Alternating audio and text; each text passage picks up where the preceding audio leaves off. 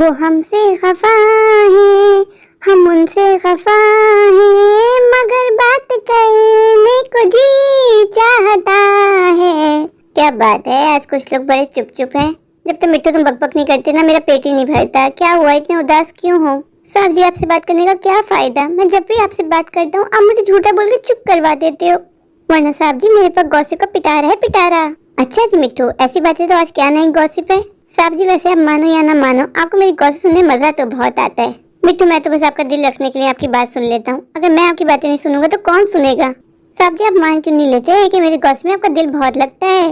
मिट्टू, बस आपकी बात सुन के मेरा माइंड डाइवर्ट हो जाता है। आप जानते हो ऑफिस के काम में मैं कितना बिजी रहता हूँ, कितनी टेंशन है मेरे पास। आपको लेके बाहर इसीलिए आता हूँ कि आपसे बातचीत करता हूँ तो मेरा माइंड डाइवर्ट हो जाता है। मुझे अच्छा लगता है आपसे बात करना। इस बहाने मुझे दुनिया भर की नई नई खबरें भी मिल जाती हैं। देखा, आखिरकार आपने मान ही लिया। साहब जी, जो मैं आज आपको कहानी सुनाने वाला हूँ ना, वो एकदम रियल है। जब मैंने अपने पापा से कहानी सुनी थी, मुझे गूज़बम्स आ गए थे। साहब जी, आप विश्वास नहीं करोगे मेरी बात का। मिट्टू, अब तुम मेरी क्यूरियोसिटी बढ़ा रहे हो। जल्दी से बताओ, पहले आना बुझाओ, आज तुम्हारे पास क्या स्टोरी है? साहब जी, मैं छोटा था, मेरे पापा ने मुझे ये स्टोरी सुनाई थी कि एक महल में एक शहजादी रहा करती थी। वो शहजादी अपनी मम्मी पापा की इकलौती बेटी थी। उसके पापा उसे बहुत ज्यादा प्यार करते थे। उसके पापा उसके हर नाच नखरा उठाते थे। शहजादी हद से ज्यादा खूबसूरत थी। जब शहजादी 16 साल की हुई तो उसके पापा ने बहुत धूमधाम से उसकी बर्थडे मनाई। शहर से बड़े बड़े लोग आए शहजादी के बर्थडे पे। उसके पापा ने एक बड़े से पंडित जी भी बुलाए उसको आशीर्वाद देने के लिए। मिट्टू, आगे कहानी में क्या हुआ, जल्दी बताओ, मुझसे वेट नहीं हो रहा। साहब जी, रुको जरा, सब्र करो। जब वो पंडित जी शहजादी को आशीर्वाद देने के लिए शहजादी के पास आए तो शहजादी ने पंडित जी की बहुत बेइज्जती कर दी। पंडित जी को अपने पास आने नहीं दिया, उनको गुस्से में झटक दिया और उनसे कहा, चले जाए यहाँ से, आपके पास से बहुत बू आ रही है। और शहजादी ने अपने पापा से कहा, पापा, आपने किस गंदे आदमी को हमारी बर्थडे में बुला लिया, मेरी फ्रेंड्स क्या बोलेंगी? पंडित जी गुस्से में आंख भगोला हो गए। शहजादी के पापा ने शहजादी को समझाने की कोशिश की कि बेटा, ये आम पंडित जी नहीं है, ये बहुत बड़े पंडित जी हैं हमारे शहर के। पर शहजादी ने अपने पापा की बिल्कुल ना सुनी और पंडित जी की बेइज्जती करती गई। जब पंडित जी से अपनी बेइज्जती बर्दाश्त ना हुई तो उन्होंने गुस्से में शहजादी से कहा कि तुझे अपने हुस्न पे बहुत नाज है ना, मैं तुझे शाप देता हूँ कि अब तेरी सारी जिंदगी तू एक चुड़ैल बन के गुजारेगी। शहजादी को लगा कि पंडित बस ऐसी हवाई बातें कर रहे हैं। शहजादी चुप ना हुई और पंडित जी की और बेइज्जती करती गई। फिर क्या हुआ मिट्टू, फिर क्या होना था साहब जी? शहजादी देखते देखते चुड़ैल बन गई और ये देख के सारे गेस्ट डर गए। डर के मारे सारे गेस्ट बर्थडे पार्टी छोड़ के भाग गए। जब शहजादी ने अपने आप को आईने में देखा तो शहजादी चीख चीख के रोने लग गई कि पापा, ये मेरे साथ क्या हो गया, ये मैं कैसी हो गई पापा? शहजादी के पापा ने शहजादी को कहा, इसलिए मैं तुमसे कहा करता था कि हर किसी के साथ बदतमीजी मत किया करो। मैंने तुम्हें कितनी समझाने की कोशिश की कि बेटा, वो कोई आम पंडित नहीं है, वो हमारे शहर के जाने माने बड़े पंडित है, पर तुमने मेरी एक ना सुनी, तुम्हें बस उसी की सजा मिली है बेटा। फिर शहजादी ने अपनी माँ से कहा, माँ, अब मेरा क्या होगा? अब तो मेरे सारे दोस्त मुझसे दोस्ती तोड़ देंगे, हर कोई मुझे देख के डर जाएगा। माँ, मैं अपना सारा जीवन इस चुड़ैल के रूप में कैसे गुजारूंगी? मुझसे तो कोई शादी भी नहीं करेगा। माँ, मैं जीना नहीं चाहती माँ, मैं मर जाना चाहती हूँ। फिर शहजादी के मम्मी पापा ने शहजादी को बहुत समझाने की कोशिश की कि बेटा, हिम्मत मत हारो, हम देखते हैं कि अब क्या किया जाए। फिर दूसरे दिन शहजादी के पापा पंडित जी के पास गए, उनसे मुलाकात करनी चाहिए तो उनको पता चला कि पंडित जी 2 महीने के लिए शहर से बाहर गए हैं। शहजादी ने कॉलेज जाना छोड़ दिया। शहजादी के दोस्तों ने शहजादी के साथ दोस्ती खत्म कर दी। शहजादी ने अपने आप को कमरे में बंद कर लिया। साहब जी, इसी तरह देखते देखते 6 महीने बीत गए पर पंडित जी की कोई खबर ना आई। शहजादी अपने आप को यूं ही आईने में देख देख के रोती रहती कि ये मेरे साथ क्या हो गया, मैं अपना बाकी जीवन इस चुड़ैल के रूप में कैसे गुजारूंगी। फिर 1 साल के बाद शहजादी के पापा को पंडित जी मिले। शहजादी के पापा ने पंडित जी के आगे हाथ पांव जोड़े और उनसे कहा, प्लीज अपना शाप वापस ले लीजिए, मेरी बेटी को माफ कर दीजिए, मेरी बेटी नादान है, मेरी बेटी को फिर से पहले जैसा कर दीजिए। फिर क्या हुआ मिट्टू, फिर क्या होना था साहब जी? आगे से पंडित जी ने कहा कि अब ऐसा मुमकिन नहीं है। फिर शहजादी के पापा ने पंडित जी से पूछा कि ऐसा मुमकिन क्यों नहीं है, आपने तो उसको शाप दिया था, आप अपना शाप वापस ले लीजिए। पंडित जी ने शहजादी के पापा से कहा कि आपकी बेटी को शाप मैंने दिया था पर ये शाप मैं वापस नहीं ले सकता।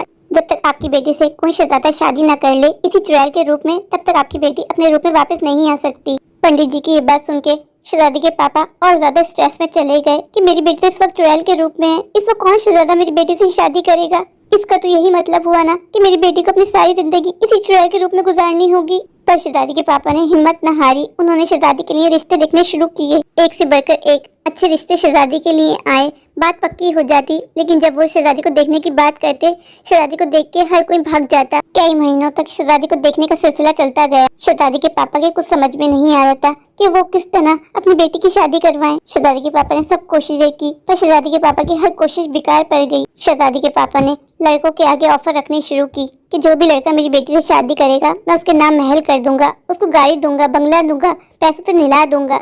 जैसे ही शहजादी का रिश्ता पक्का होता, शहजादी के पापा को एक उम्मीद होती कि अब मेरी बेटी की शादी हो जाएगी तो मेरी बेटी पहले जैसे रूप में वापस आ जाएगी। पर जब लड़के के घर वाले शहजादी को देखने की बात करते, जब शहजादी उनके सामने आती तो वो डर के रिश्ते के लिए मना करके चले जाते। साहब जी, इसी तरह महीनों बीत गए। एक के बाद एक रिश्ते वाले शहजादी को देख के मना करके चले जाते। शहजादी को विश्वास हो गया था कि अब मेरी शादी कभी नहीं होगी, मुझे अपना पूरा जीवन यूं ही चुड़ैल के रूप में गुजारना होगा, कोई भी लड़का मुझसे शादी नहीं करेगा। ये सोच के शहजादी बहुत ज्यादा उदास हो गई और चुपके से महल से बाहर निकलकर जाके बाग में बैठ गई और अपनी लाइफ के बारे में सोचने लगी कि अब मेरा क्या होगा, मेरे जीने का क्या फायदा। इस तरह जीवन गुजारने से अच्छा है कि मैं सुसाइड कर लेती हूँ। मैं अपने मम्मी पापा पे बोझ बन गई हूँ, मेरी वजह से मेरे मम्मी पापा की लाइफ भी खत्म हो गई है, मुझे अब जीना ही नहीं है। शहजादी अपनी जिंदगी खत्म करने के बारे में सोच ही रही थी कि इतने वहाँ बाग में एक शहजादा आया और शहजादी के पास आके बोला, क्या मैं आपके पास बैठ सकता हूँ, कुछ बातें कर सकता हूँ। शहजादी अपनी सोच में गुम थी। पहली बार में उसने जवाब नहीं दिया। फिर शहजादी ने फिर से शहजादी से पूछा, क्या मैं आपके पास बैठ सकता हूँ। फिर जब शहजादी ने शहजादी की तरफ देखा तो शहजादा उसको देखता रह गया। शहजादी ने शहजादे से पूछा, आपको मुझे देख के डर नहीं लगा, आपको मुझे देख के खौफ नहीं आया। शहजादी ने शहजादी को देख के कहा कि आपको देख के मुझे बिल्कुल डर नहीं लगा। शहजादी ने शहजादी से फिर से इजाजत मांगी, क्या मैं आपके साथ बैठ सकता हूँ, आपके साथ दो चार बातें कर सकता हूँ। शहजादी ने शहजादी से कहा, आप बैठ जाइए, मुझे कोई प्रॉब्लम नहीं है। फिर शहजादी ने शहजादी से पूछा, आप बहुत ज्यादा उदास हैं, क्या मैं आपकी उदासी की वजह जान सकता हूँ। फिर शहजादी ने शहजादी को पूरी दास्तान सुनाई और शहजादी को बताया कि मेरी बर्थडे पे मेरे साथ क्या हुआ। फिर शहजादी ने शहजादी को बताया, पंडित जी ने कहा है कि वो अपना शाप वापस नहीं ले सकते, मैं जब तक अपने रूप में वापस नहीं आ सकती जब तक कोई शहजादा मुझसे शादी ना कर ले। जैसे ही शहजादे को ये बात पता चली तो शहजादी ने शहजादी से कहा कि मैं आपसे शादी करूंगा। शहजादी की ये बात सुनने के बाद शहजादी हैरान रह गई। शहजादी ने शहजादे से पूछा कि आप मुझसे क्यों शादी करना चाहते हैं, आप मुझे देख तो रही हैं कि मैं देखने में कितनी डरावनी हूँ, मुझे देख के लोग डर जाते हैं, आप मुझसे फिर भी शादी करेंगे। शहजादी ने शहजादी से कहा कि लोग आपका जाहिरी रूप देखते हैं पर मैंने आपका अंदर का दिल देखा है, आपका दिल कितना साफ है, आप कितनी कोमल दिल की हैं, मैं आपसे शादी करना चाहता हूँ। आप बताइए आपके बाबा हुजूर क्या मुझसे शादी करेंगे आपकी। शहजादी ये सुनकर झूम उठी। शहजादी ने शहजादी से कहा, बाबा हुजूर कभी मेरी कोई बात नहीं टालते, जब मैं बाबा हुजूर को बताऊंगी कि आप मुझसे शादी करना चाहते हैं, ये खबर सुन के बाबा हुजूर भी खुशी से झूम उठेंगे। फिर कुछ दिनों में शहजादा और शहजादी की शादी हो गई। शादी की रात ही शहजादी अपने असली रूप में आ गई। शहजादी ने जब शहजादी को शहजादी के असली रूप में देखा तो शहजादा हैरान रह गया। शहजादी तो बला की खूबसूरत थी, हसीन जमील, लंबे बाल। शहजादी ने शहजादी से कहा, आपसे शादी करके मेरी तो किस्मत खुल गई। शहजादी ने शहजादे का धन्यवाद किया और उसको कहा कि तुम्हारी वजह से मुझे एक नया जीवन मिला है, अगर तुम मुझसे शादी ना करते तो मेरी सारी जिंदगी यूं ही चुड़ैल के रूप में गुजर जाती। फिर शहजादा शहजादी शादी करके हनीमून पे चले गए और उनके नए जीवन का आगाज हुआ। शहजादी के पापा ने खुशी में सारे शहर में मिठाइयाँ बांटी। मिट्टू, तुम्हारी आज की कहानी सुन के मुझे बहुत मजा आया, मुझे तो विश्वास ही नहीं हो रहा कि ऐसी कहानियाँ रियल में होती हैं। मुझे तो ऐसा लगता था ये सारी कहानियाँ बनाई हुई होती हैं। साहब जी, जब मेरे पापा ने मुझे ये स्टोरी सुनाई थी मैंने भी अपने पापा से यही कहा कि पापा ये रियल स्टोरी तो नहीं है।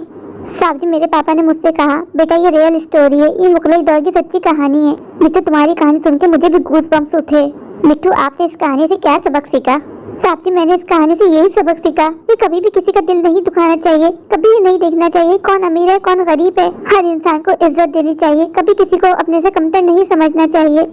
आपको ऊपर वाले ने जो कुछ दिया है उस पर ऊपर वाले का धन्यवाद करना चाहिए, अपने सामने किसी को कभी छोटा नहीं समझना चाहिए। वाह भाई मिट्टू, आप तो बहुत अक्लमंदों वाली बातें करने लग गए, मुझे तो पता ही नहीं चला मेरा मिट्टू कब इतना बड़ा हो गया, कब इतनी समझदारी वाली बातें करने लगा। चलो मिट्टू, आज बहुत टाइम हो गया, मालकिन घर पे वेट कर रही होंगी, अब हमें घर के लिए निकलना होगा। साहब जी, मैं तो कहता हूँ आज की रात इसी ऑफिस में बिता लेते हैं, आप जानते हो ना रात काफी हो गई है, बाहर का रास्ता भी बहुत सुनसान है, अगर इसमें हमें कोई चुड़ैल मिल गई और हमें खा गई तो।